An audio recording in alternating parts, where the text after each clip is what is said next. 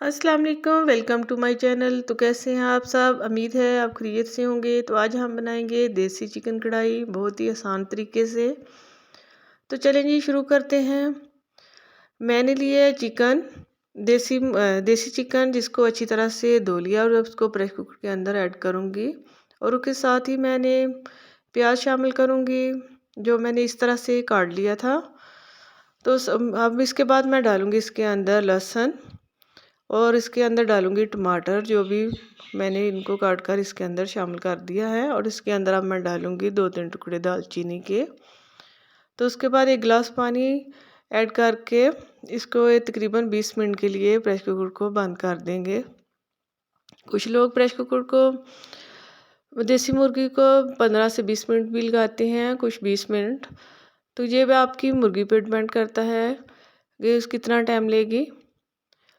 तो माशाल्लाह से हमारा चिकन गल चुका है और पानी बिल्कुल खुश्क हो चुका है इसके अंदर से।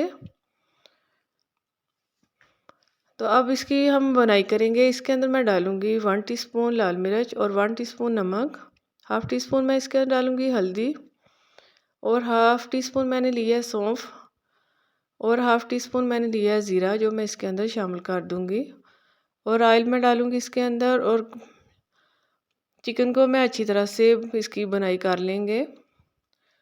तो बनाई हमने उस वक्त तक करनी है जब तक इसकी स्मेल अच्छी तरह से ख़त्म हो जाए।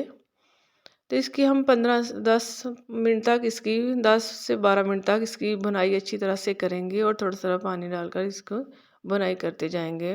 और इसके साथ ही इसके अंदर मैं डालूँगी बारीक चॉप की हुई सब्ज़